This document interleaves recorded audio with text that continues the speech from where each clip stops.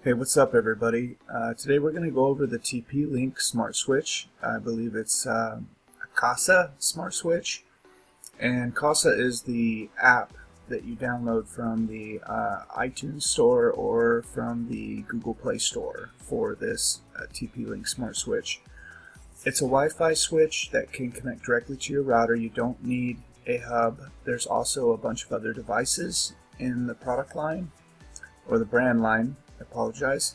And then there's also a section that shows you all the different integrations. You can see here it works with Nest, Amazon Alexa, Google Assistant, IFTTT, and many other things. This is kind of important because even if it might not work with like SmartThings or Logitech Harmony, you can set up rules and integrations through the software like IFTTT to make it trigger other things. Now this is inside the app. There is a monitoring dashboard, and then there's also a timer that we were just on, and then there's a scheduler so you can schedule it to turn on, turn off for certain times of the week. I've got my smart switch set up with my fan. It turns off at 3:45 in the morning so I can hear my alarm, and I've got it set for only weekdays. And then one of the problems I noticed with it is it's pretty hard to determine the actual wattage and the energy monitoring aspect of it. I wasn't too concerned with it with my fan, but if you have a heater or like you're running an air conditioner with it, which you probably won't be unless it's a really low powered heater or air conditioner, because I believe it's rated for up to about 1200 watts. Don't quote me on that, but I'm pretty sure it's somewhere around that region.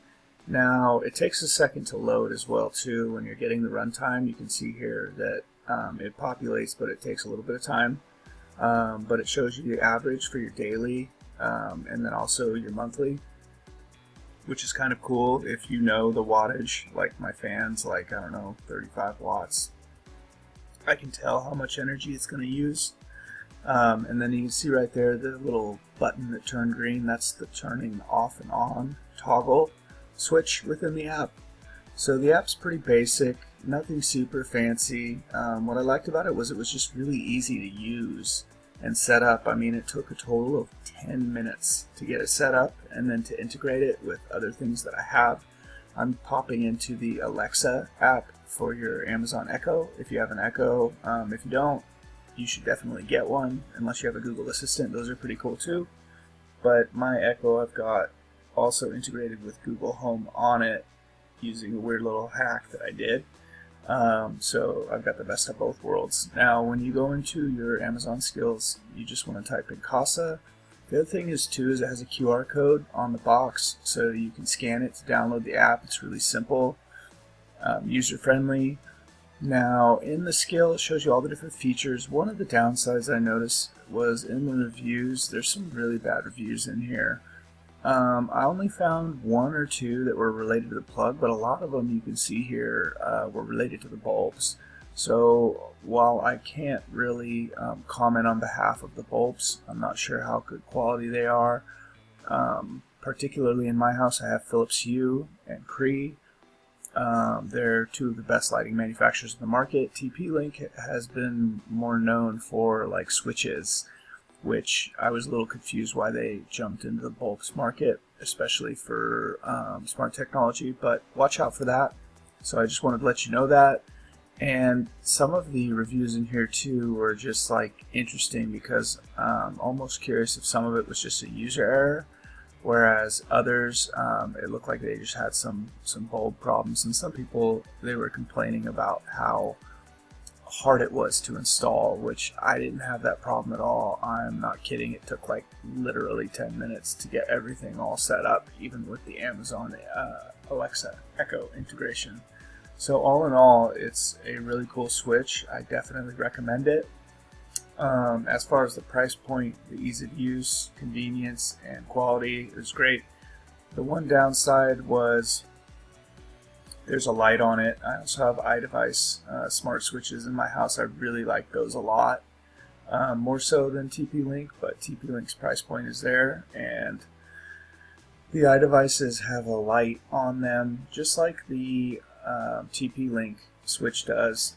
and I'm able to turn those off or even change the colors. And you can see here on mine, I've got it there plugged in. I've cut black tape over it because I could not block the light. It's pretty bright, it's blue, and I couldn't turn it off. And I hope they come out with a software update that fixes that sometime in the future, because that was the most annoying and really the only annoying aspect of this smart switch.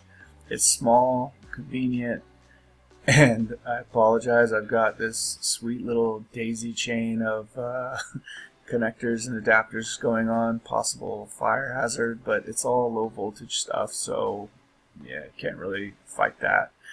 But anyways, all in all, I really loved it, and I wanted to do a review on it.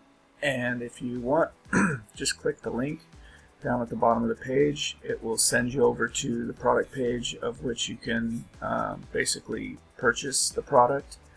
Also, disclaimer, I have an Amazon affiliates account, so while I'm not directly connected to the manufacturer, I tend to do reviews on products that I like and I own myself, and then I stand by, and I definitely won't do a video review on a product that I do not feel would be something I'd recommend to a family or friend. So I just wanted to share that today. I hope you enjoyed the video, and make sure to subscribe for more content, and appreciate you watching. Thanks.